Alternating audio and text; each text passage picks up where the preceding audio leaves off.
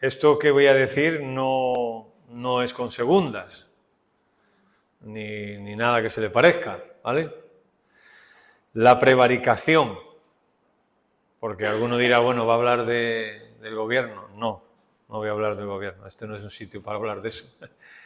La prevaricación, en sí, esa palabra prevaricación, es un delito que cometen los funcionarios públicos al dictar resoluciones injustas, a sabiendas de su ilegalidad. Eso es lo que significa prevaricar. Y es interesante que el texto hebreo, si vamos al Antiguo Testamento, cuando en el Antiguo Testamento se usa esa palabra, prevaricar, y es una palabra hebrea que es ma'al, significa cubrir, actuar encubiertamente, prevaricar o rebelarse. Y hoy vamos a ver, hoy y en algún domingo, por lo menos un par de ellos más, vamos a ver la historia de un hombre en la Biblia que al final, cuando se hace el resumen de su vida, se dice que él prevaricó contra Dios. Prevaricó contra Dios. Eso es peor que prevaricar contra el gobierno o contra Hacienda o contra... Eso es peor todavía. Prevaricó contra Dios. Y ya vais a ver quién es, evidentemente, ahora mismo. Alguno tal vez ya lo sabe, pero el texto que resume su vida dice así: así murió Saúl por su rebelión con que prevaricó contra Jehová, contra la palabra de Jehová, la cual no guardó, y porque consultó a una divina y no consultó a Jehová. Este es el resumen de un hombre, y se dice que él murió por prevaricar. Él murió por prevaricar. Normalmente la prevaricación tiene una connotación de abuso de poder. ¿En qué sentido? En que yo soy un dirigente, un funcionario público, y a ti te estoy obligando a hacer algo, pero yo no lo hago, o yo hago al revés. Por eso se le llama prevaricar también. Por ejemplo, ponte un ministro que está en un gobierno y obliga a la gente a declarar el dinero, ¿no? Y él lo tiene en sobres en su oficina. Eso sí ya es... Pero bueno, es para ilustrar más que nada, ¿no? Entonces, y esto lo mismo, ¿no? Es cuando prevaricar espiritualmente con Saúl fue que él le pidió al pueblo, y lo vamos a ver en estos domingos, una serie de cosas que él luego no lo hizo. Y eso es prevaricar. Jesús nos enseñó a orar: venga a nosotros tu reino, venga a nosotros tu reino. Pero si pensamos en la vida de Saúl, podemos titularle así: Saúl no oraba, venga a nosotros tu reino, Señor. Oraba de esta siguiente manera: venga a mí mi reino. Porque Saúl, el problema, muchos concuerdan, es que él creía que era el dueño del reino.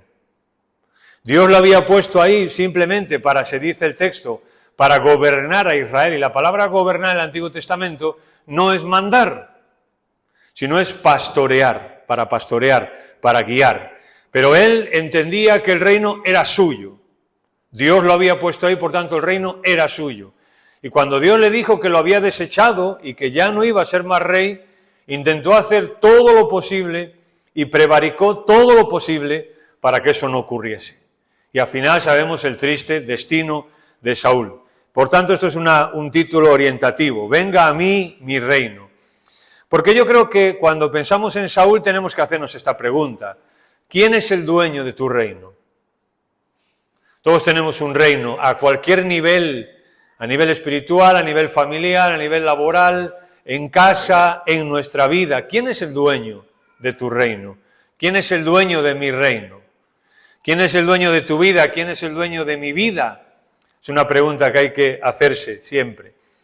No solo lo que haces para el Señor, como digo, sino toda tu vida. Y en ese sentido uno se acuerda de Saúl. Algunos a Saúl lo llaman el rey loco. Jean Edward, un comentarista que murió hace 3 o 4 años, tiene un libro que se llama El perfil del monarca, y él lo trata todo el rato como el rey loco. Una persona que no estaba en sus cabales y que otra serie de cosas lo hicieron, porque hay otros, por ejemplo, que lo tratan como el rey maduro. Da igual los años que tenía, Saúl seguía siendo una persona inmadura. Y esto creo que conocemos a más de uno, a más de una, y nosotros podemos ser. Hay personas que tienen 50 años y son adolescentes mentales y en su manera de comportarse y en su manera de ser. Da igual que tengan 50, 14 que 80. Y Saúl algunos tratan como un rey inmaduro, una persona inmadura. También lo tratan como un rey, como una persona narcisista. Y ahora vamos a explicar algo de esto. Otros hablan de que era un rey, una persona celosa. Esto es verdad, él en algún momento se celó ¿de quién? Del rey David, ¿verdad? A ver, las mujeres tampoco contribuyeron mucho en este sentido. Porque cuando David va y mata a Goliat y vuelve de la batalla, como digo, las mujeres no fueron muy prudentes ahí tampoco, la verdad, las mujeres de Jerusalén. Porque ¿qué cantaron ellas? ¿Lo recordáis alguno? ¿Qué cantaron? Saúl mató a sus miles. Y la segunda parte, ahórratela. Pero no, cantaron, y David a sus 10.000. Y ahí pues fue cuando Saúl tomó envidia de él. Ahora, ¿sabéis lo que es el narcisismo, verdad? Viene de la mitología griega, donde Narciso era un tío tan guapo y tan inteligente y sabía hacer las cosas tan bien y era tan especial que se veía en un lago, en aquel momento no había espejos, y se enamoró de sí mismo. Se enamoró de sí mismo. Y entonces se veía todos los días ahí, veía lo guapo que era, etcétera, etcétera, ¿no? Y luego hay dos versiones. Hay una que dice que cuando él murió, pues como era tan guapo y el mundo no podía seguir sin Narciso, pues salió una flor de su... En vez de salir gusanos, salieron flores. Y esa es la flor esta que es aquí, que ves que es Narciso. Y otra es que él cuando se daba cuenta, otra versión, otra vertiente de la historia es que cuando él se dio cuenta de que iba a morir, pues lloró de pena por el mundo que iba a ser sin él, ¿no? Y esas lágrimas que cayeron en tierra y salieron los narcisos, que son estas flores que están consideradas de las más bonitas. Saúl, mirar, así como José fue un ejemplo de que lo que empieza mal no tiene por qué terminar mal, José es un ejemplo de eso, ¿no? José empieza mal, lo empiezan tirando sus hermanos al pozo, pero José es una historia de que lo que empieza mal no necesariamente tiene que terminar mal, porque ¿cómo terminó la historia de José? Bien. Pues Saúl es un ejemplo de que lo que empieza bien no tiene por qué terminar bien. O sea, Saúl comenzó bien, pero terminó muy mal. Saúl incluso, ¿sabéis cómo murió él, no? Se suicidó. Y para el judío ese era el peor pecado que una persona podía cometer, era esa, quitarse la vida. Porque ellos entendían que Dios sobre todo era el dador de la vida. Él fue un hombre que Dios escogió, aunque es verdad que fue una respuesta de Dios a una petición insolente por parte de Israel. Vamos allí a 1 de Samuel, capítulo 8. 1 de Samuel, capítulo 8.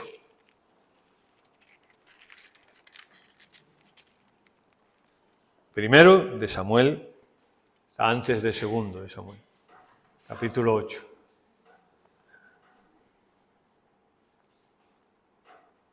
Primero de Samuel, capítulo 8. Vamos a leer del versículo 1. Aconteció que habiendo Samuel envejecido, puso a sus hijos por jueces sobre Israel. Y el nombre de su hijo primogénito fue Joel, y el nombre del segundo Abías, y eran jueces en Beerseba. Pero no anduvieron los hijos por los caminos de su padre. Antes se volvieron tras la avaricia, dejándose sobornar y pervirtiendo el derecho.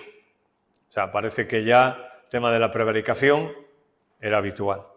Entonces todos los ancianos de Israel se juntaron y vinieron a Ramá para ver a Samuel. Y le dijeron, he aquí que tú has envejecido y tus hijos no andan en tus caminos, por tanto, constitúyenos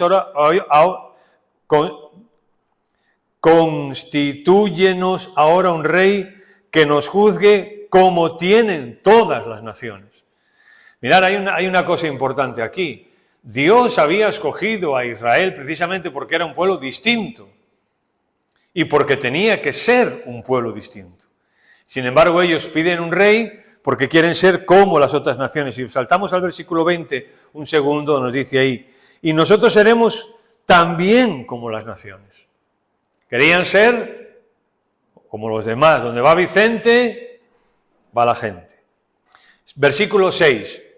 Pero esta petición de que querían un rey como las demás naciones, a Samuel no le agradó. Dice, pero no agradó a Samuel esta palabra, que dijeron, danos un rey que nos juzgue. Y Samuel oró al Señor. ¿Por qué a Samuel no le gusta? No, ¿por qué no? Ahora vamos a ver la razón por la cual a Samuel no le gusta. Y Jehová le dijo a Samuel, versículo 7, oye la voz del pueblo en todo lo que te digan, porque no te han desechado a ti, sino a mí me han desechado, para que no reine sobre ellos. Es decir, la petición era, como yo pongo aquí, insolente. ¿Por qué? Porque ellos no era que querían ser como las otras naciones solamente por tener un rey, sino que no querían someterse a Dios como rey. Amigo, claro que sí, es verdad. Es más fácil someterte a un gobernante, aunque sea Rajoy, por no decir el que tenemos ahora, es más fácil someterte a Rajoy que a Dios. Evidentemente que sí, que es mucho más fácil someterte a un gobernante humano que a Dios. ¿Sí o no? 8. Conforme a todas las palabras que ha hecho desde el día que lo saqué de Egipto hasta ahora, hasta hoy, dejándome y sirviendo a los dioses que hacen también así hacen también contigo. Ahora pues oye su voz, pero protesta solemnemente contra ellos. Y mirar ahora, y muéstrales cómo les tratará el rey que reinará sobre ellos. Les dice, enséñales, explícales cómo les va a tratar ese rey. Porque a mí me han desobedecido, han sido rebeldes contra mí, pero yo los he tratado bien. En medio de mi castigo y en medio de mis obras con él, yo los he tratado bien. Pero el rey que ellos piden no los va a tratar así, ¿eh? No los va a tratar así. ¿Y yo qué? La pregunta es cuando uno lee esto, ¿y yo qué? Mira, si desecho a Dios como rey en mi vida, ¿qué me va a ocurrir? Dios también me va a mostrar cómo me va a tratar aquello, por lo cual yo lo dejo a Él. Si pensamos que desechamos a Dios y hacemos lo que queremos, nos va a ir mejor, estamos muy equivocados. Porque yo sé que es difícil seguir al Señor, es difícil obedecer al Señor. La vida cristiana es una vida sacrificada y de renuncia, y es difícil seguir al Señor. Pero lo que aquí dice Dios es que es más difícil no seguirle en la vida. Es más difícil no seguirle.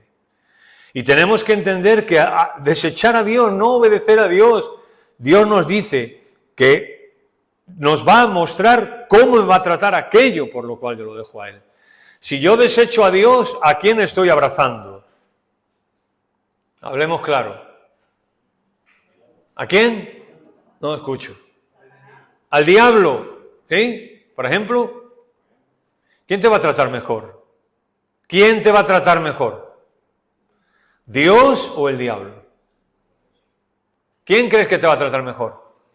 Dios siempre, siempre. Por eso fue una petición insolente la que ellos hicieron. Y por eso pedir nosotros, gobernarnos a nosotros mismos, venga a mí mi reino, es una equivocación. Por eso la oración, el Padre Nuestro, está considerada como la oración modelo, porque incluye, venga a nosotros tu reino, Señor. No el nuestro, no lo que yo quiero hacer, no mis preferencias, no mis rollos, mis cosas, las de Dios en la vida. Porque si yo lo dejo a Él y sigo por mis caminos y prevarico, al final Satanás me va a tratar Dios le dice a Samuel, adviérteles cómo les va a tratar ese rey. Y yo creo que Dios en su palabra nos advierte, cómo nos va a tratar Satanás. Porque Él es el padre de mentira y Él nos va a prometer mucho, pero no cumple. Dios sí cumple. Dios no es hombre ni hijo de hombre para que mienta, pero eso a Satanás no se lo podemos aplicar, porque Él sí que miente. Y es el padre de la mentira. Y aquí ellos viven esa mentira. Bueno, nosotros queremos ser como las demás naciones. Tenemos a Dios, es que Dios nos pide mucho. Es que los jueces, madre mía, son implacables. Aquí nadie se puede mover. Y queremos un rey, hombre, pues que nos deje hacer cierta libertad. ¿Qué pasará? Pues si yo desecho a Dios, Satanás reinará sobre mí. Y eso es lo que dice Pablo en Romanos 6, que el que hace pecado es esclavo del pecado. El que hace pecado es esclavo del pecado. Tendré mi reino, sí, pero ¿a qué precio? ¿A qué precio tendré mi reino? Haré lo que me da la gana, sí, pero ¿a qué precio? Desecharé a Dios y haré lo que a mí me apetece o lo que a mí me parece que tengo que hacer, sí, pero ¿a qué precio? ¿A qué precio? Porque yo sé que seguir al Señor hoy cuesta y desechar a Dios muchas veces parece que no cuesta. Parece que no cuesta, ¿verdad? Y que no hay consecuencias. Pero ya hace mucho tiempo, y yo la he dicho en alguna ocasión esta frase, ¿no?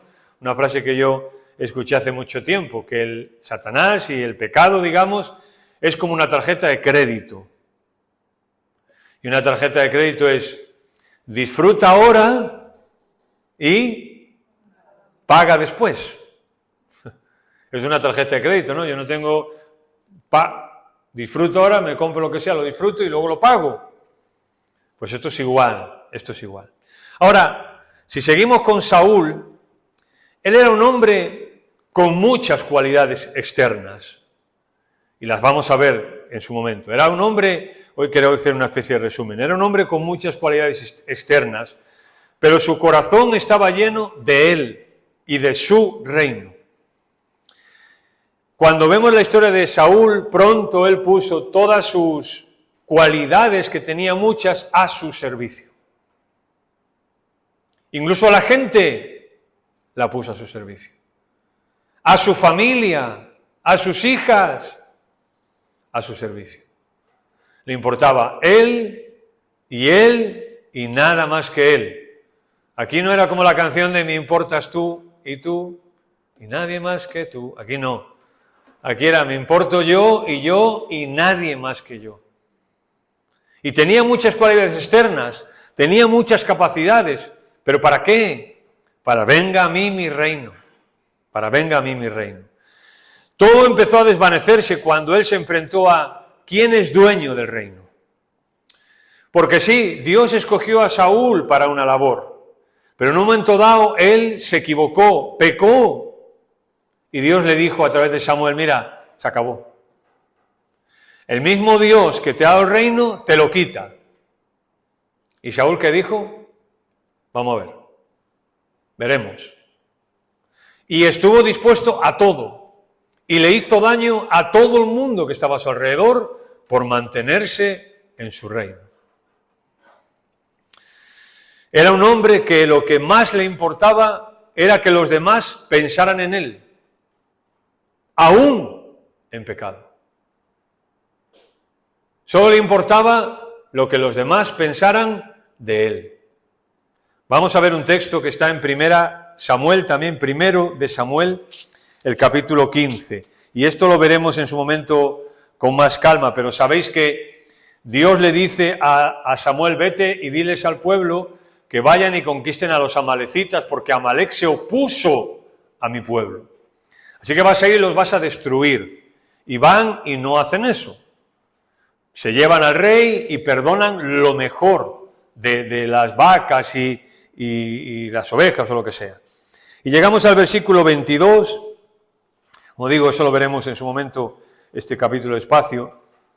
Y Samuel le dijo a Saúl, primero de Samuel 15, 22. Y Samuel dijo, ¿se complace Jehová tanto en holocaustos y víctimas como en que se obedezcan las palabras de Jehová? ¿Cuál es la respuesta? No. Veremos, ¿no? Que el carácter no se cambia por la reputación. Ciertamente, el obedecer es mejor que los sacrificios y el prestar atención que la grosura de los carneros. Porque como pecado de adivinación es la rebelión y como ídolos e idolatría la obstinación. Nosotros que a veces lo hacemos y que no lo deberíamos de hacer, pero lo hacemos, criticamos tanto a las personas que según nosotros son idólatras. Pues aquí dice que es peor la obstinación todavía. Versículo 23. Por cuanto tú desechaste la palabra de Jehová, Él también te ha desechado para que no seas rey. Y ahora veamos a Saúl. Entonces Saúl dijo a Samuel, yo he pecado. Y tú dices, qué bien, se ha arrepentido, ha reconocido su pecado. Bien. Pues he quebrantado el mandamiento de Dios y tus palabras. Bueno, estupendo. Por fin, Saúl. Porque temía al pueblo. Yo he pecado. ¿Pero quién tiene la culpa? El pueblo. Temí al pueblo. Y consentí la voz de ellos. Perdona pues ahora mi pecado. Bueno, digamos que, vamos a empatar. ¿Y ahora qué le dice? Vuelve conmigo para que adore a Jehová. Y Samuel respondió a Saúl, no volveré contigo, pues desechaste la palabra de Jehová y Jehová te ha desechado para que seas rey sobre Israel. Y volviéndose Samuel para irse, él le agarró de la punta de su manto y le rompió el manto. Y entonces Samuel le dijo, Jehová ha rasgado hoy de ti el reino a Israel y lo ha dado a un prójimo tuyo mejor que tú. Además, el que es la gloria de Israel no mentirá ni se arrepentirá, porque no es hombre para que se arrepienta. Y él dijo, sí, yo he pecado, te ruego que me honres delante de los ancianos de mi pueblo, delante de Israel, y vuelvas conmigo para que adore a Jehová, tu Dios. Es decir, él es un hombre que le importa más lo que los demás pensaran, aún en el pecado. Sí está diciendo, he pecado, pero lo que más le interesa es que Samuel venga con él y le diga, bueno, mira, sí, es verdad, Saúl se equivocó, pero hombre, está el profeta con él, y fíjate tú, bueno, al final no es tan malo, cometió un fallo, pero bueno, es verdad que el pueblo lo está intentando manipular toda la situación. Está preocupado, ¿por qué? Number one. Está preocupado porque por obedecer a medias, o dicho otras palabras, obedecer lo que le conviene. En eso está preocupado Saúl. Él obedece, sí, pero como este es su reino, pues él obedece como él quiere, no como Dios dice. Dios dice, no perdones a nadie, ni siquiera los animales, no. Y él dice, no, nosotros hemos matado, solo que nos hemos quedado con algunos para sacrificarlos. Sí, tú dices, bueno, para sacrificarlos, que bueno, por lo menos para sacrificarlos, sí, pero eso es prevaricar. Prevaricar es usar algo para un uso indebido. Y eso no era para que ellos ofrecieran sacrificio. Si ellos querían ofrecer sacrificio, ¿qué tenían que hacer? Pagarlo, comprar los animales que fuera y presentarlo. Pero es muy fácil sacrificar con lo de otro.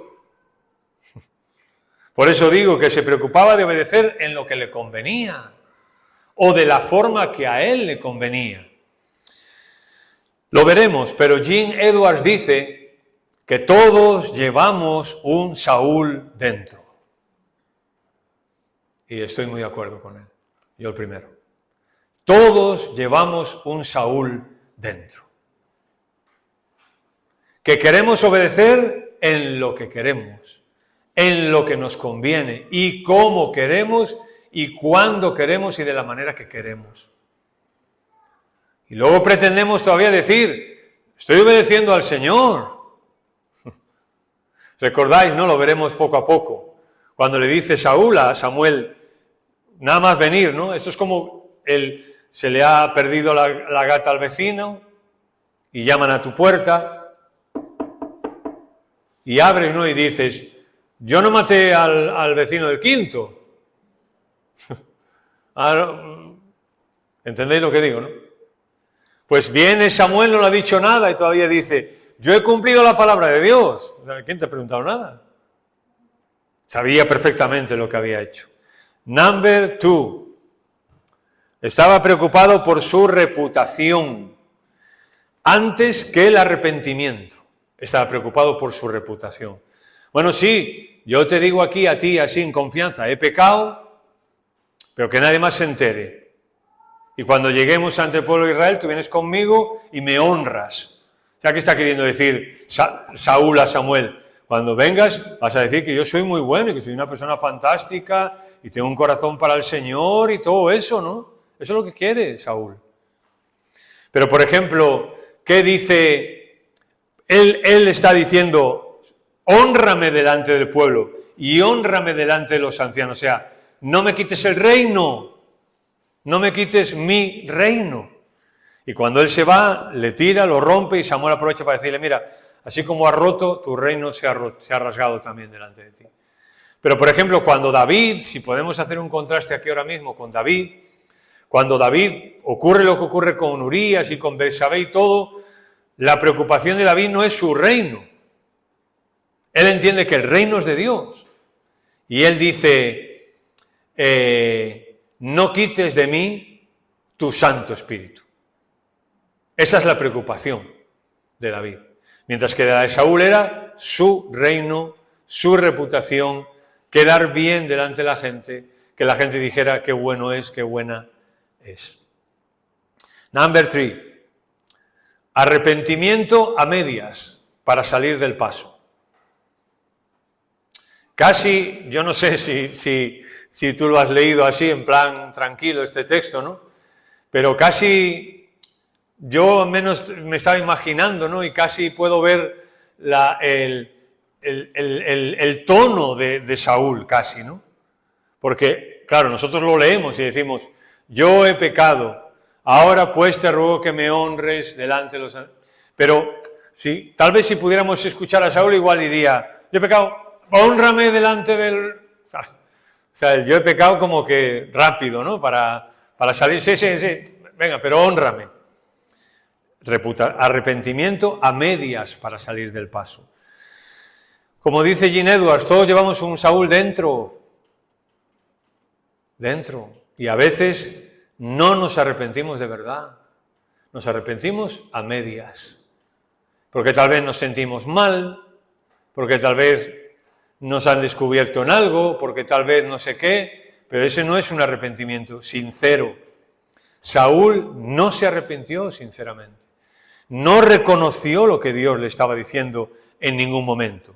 Por ejemplo, eso es un contraste con lo que en su momento vimos en el capítulo 1 de Santiago, donde Santiago lo que está diciendo allí es que nuestra principal preocupación cuando uno se equivoca y peca no son las consecuencias con las demás personas, sino nuestra relación con Dios.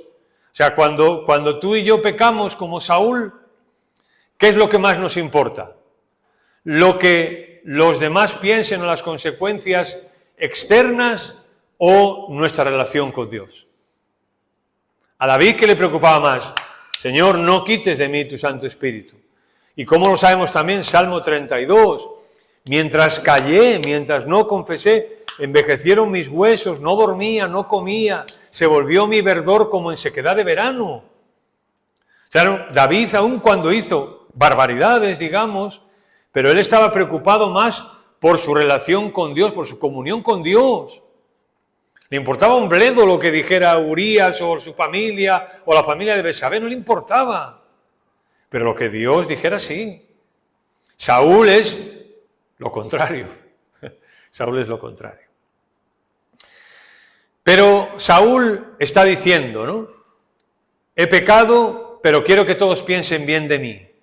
Hónrame ante el pueblo. Eso es lo que está diciendo Saúl. Sí, he pecado, pero lo que quiero es que la gente siga pensando bien de mí. ¿Qué significa eso? Reputación por carácter.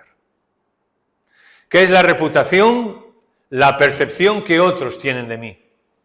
Esa es la reputación. La reputación que yo tengo, tú tienes, es la percepción que tenemos los demás de ti o la que tú tienes de mí. La que vosotros tenéis de mí.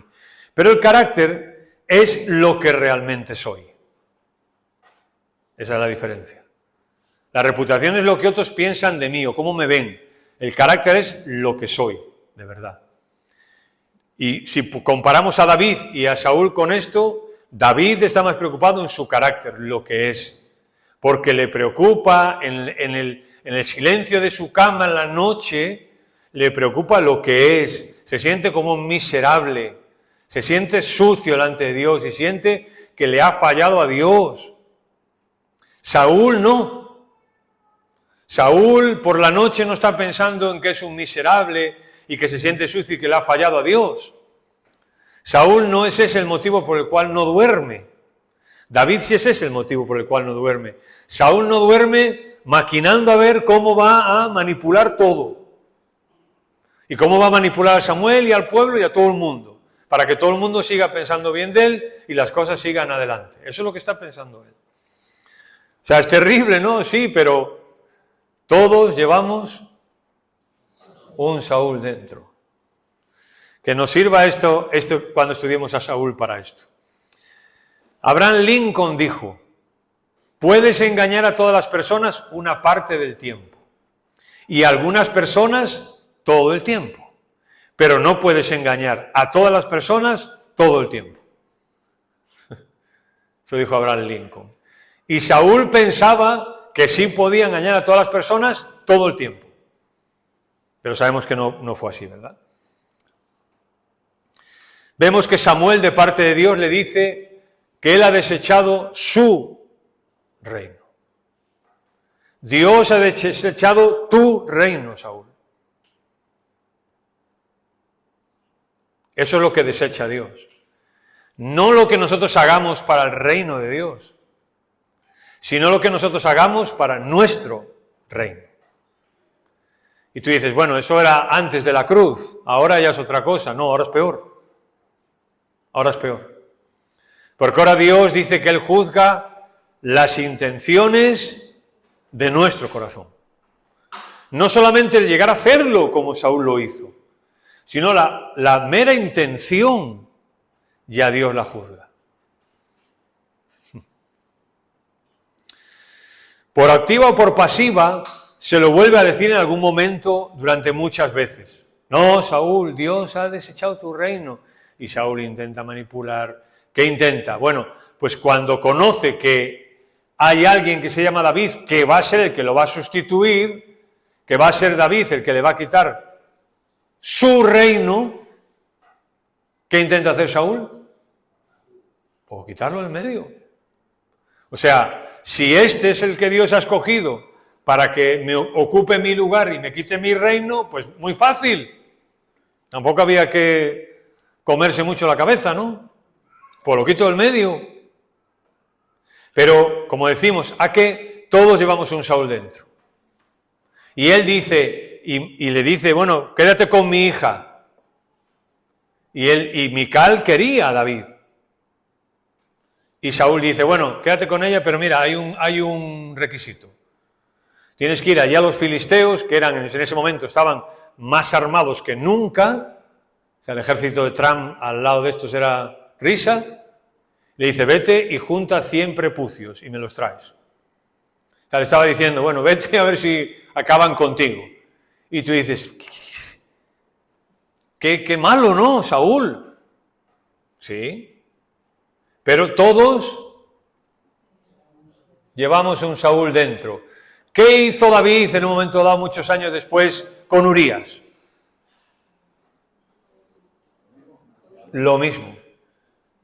Lo mismo. ¿Por qué Dios permitió que David tuviera un Saúl? ¿Sabéis para qué? Para que él no se convirtiese en Saúl II. Para que él actuara de una manera distinta a como había visto en el antiguo rey antes que él. Él consulta a la divina y se lo vuelve a decir. O sea, sabemos que él va, vamos a leer allí en 1 Samuel 28, Samuel le había dicho muchas veces, mira, Dios te ha quitado el reino. Y él, que no. Y pasan una serie de cosas. Y luego ahora, después de que no le ha hecho caso a Samuel nunca, ahora va y quiere hablar con Samuel. Versículo 16 del capítulo 28. Entonces Samuel dijo, esto vamos a tratarlo en su momento todo el capítulo, porque aquí hay muchas cosas que explicar. ¿Y para qué me preguntas a mí si Jehová se ha apartado de ti y es tu enemigo? Porque él le llega a decir una cosa que ahora veremos. Jehová te ha hecho como dijo por medio de mí, pues Jehová ha quitado el reino de tu mano y lo ha dado a tu compañero David. O sea, no has hecho caso a Samuel y le has amargado la vida también a Samuel. Y ahora que Samuel se va, no está, muerto, ahora le vas a preguntar. ¿Para qué le vas a preguntar? ¿Para ver si ha cambiado de opinión Samuel o para qué? Y no cambió de opinión. No, Samuel, ¿para qué me preguntas? Sigue siendo lo mismo. A Dios no lo engañamos nunca. Es decir, se puede engañar a algunos algún tiempo, algunas personas todo el tiempo, y no puedes engañar a todas las personas todo el tiempo. Y con Saúl vemos esto, que a Dios no lo puedes engañar nunca, en ningún momento. En ningún momento. Cuando uno busca su reino y Dios no le importa, tendrá la misma sensación que Saúl, lo reconozca o no. ¿Y cuál fue la sensación que Saúl en un momento dado tuvo cuando en su vida estaba buscando más su reino que el reino de Dios? Esta. Dijo él, Dios se ha apartado de mí y ya no me responde más, ni por medio de profetas ni por sueños. Y es cuando él quiere consultar a Samuel. Dios se ha apartado de mí y no me responde. ¿Por qué? Porque estaba buscando su reino. Así que, si Dios no nos responde, pues preguntémonos por qué. Porque el deseo de Dios es responder. Pedid y se os dará. Llamad y se os abrirá. Buscad y hallaréis. Pero ¿cuál es el contexto? Buscad y hallaréis el reino de Dios y su justicia. Si estamos buscando nuestro reino, no se nos va a abrir. Vas a tener que tirar tú la puerta abajo a patadas. Siempre quiso hacer lo que le dio su soberana gana, Saúl. ¿Y ahora esto? ¿Y ahora consultar a Samuel? Ya te lo ha dicho en vida. ¿No le has hecho cuenta lo que Dios te decía a través de Samuel? ¿Y ahora quieres preguntarle?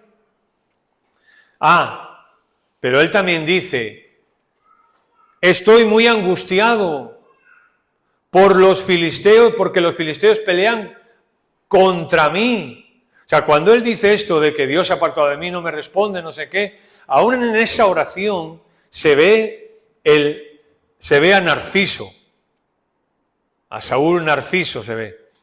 Porque él está preocupado, dice, primero, estoy muy angustiado, pobrecito yo, pensando en los demás, pobrecito yo. Y luego dice, porque los filisteos pelean contra mí. No, Saúl, no pelean contra ti, pelean contra el pueblo de Dios, contra todos, no contra ti solo. Pero él pensaba que peleaban contra él. ¿Por qué? Porque los filisteos, ¿qué querían hacer? Quitarle su reino. Al final, la historia de Saúl es como la Divina Comedia. Es una divina comedia, realmente. Su vida fue una gran obra de teatro y así terminó. Terminó con un buen final para su historia. No podía terminar con menos. O sea, no puede sorprendernos el final de Saúl. Saúl no podía acabar como cualquiera. No, Saúl no podía acabar como cualquiera. Hemos visto un hombre humilde y de integridad como José, que termina de la mejor manera y más sencilla posible. Vivió José 110 años y fue reunido con su pueblo y adiós, ya está, nada más. Sencillo. Un hombre grande, una muerte sencilla, se va, ha hecho lo que tenía que hacer. Con Saúl no podía ser así. Su vida que había sido, creo que hay una canción que dice, tu vida es puro teatro, creo que se dice, una canción de, no me acuerdo de quién es, pero pues igual, ¿no? La obra de teatro de Saúl no podía acabar, no, era imposible, o sea, genio y figura hasta la sepultura. Y vamos a verla. Primero de Samuel, no, mejor vamos a verlo en Crónicas. Primero de Crónicas 10. Este es otro texto también donde está, pero vamos a ver primero de Samuel, primero de Crónicas 10. Primer libro de Crónicas 10. Primer libro de Crónicas, capítulo 10. Dice, los filisteos pelearon contra Israel y huyeron delante de ellos los israelitas y cayeron heridos en el monte de Gilboa. Y los filisteos persiguieron a Saúl y a sus hijos y mataron los filisteos a Jonatán, a Abinadab y a Malquisúa, hijos de Saúl. Y arreciando la batalla contra Saúl, le alcanzaron los flecheros y fue herido por los flecheros. Entonces dijo Saúl a su escudero, saca tu espada y traspásame con ella. Quiero decir algo aquí que lo veremos en su momento. ¿Por qué murió Saúl? Porque, ¿recordáis lo que dijimos al principio? Prevaricó contra Dios. El suicidio era algo grave, era un pecado, por decirlo de alguna manera, mortal para los judíos. Y él quiere suicidarse y me dice, no, hazlo tú, mátame tú. Y él dice, no sea que vengan estos incircuncisos y hagan escarnio de mí, pero su escudero no quiso. Claro, digo, pues mátate tú. Lógico, ¿no? No tienes una espada, pues está más afilada que la mía, mátate tú. Porque tenía mucho miedo. Entonces Saúl tomó la espada y se echó sobre ella. Una tragicomedia, ¿no? ¿Cómo tenía que acabar la vida de Saúl? Así, de una manera distinta y terrible y trágica. Porque el pueblo de Dios escogió a este hombre cuando Dios le advirtió que sufrirían las consecuencias de lo que un rey era. Y él mismo sufrió sus consecuencias. Fue un final triste, la verdad, triste, para un hombre que Dios escogió. Ahora, la pregunta final es, ¿cómo quiero terminar yo? Esa es la pregunta que todos tenemos que hacernos. ¿Cómo quiero terminar yo mi vida? Oremos. Señor, gracias por tu palabra en esta mañana. Todo lo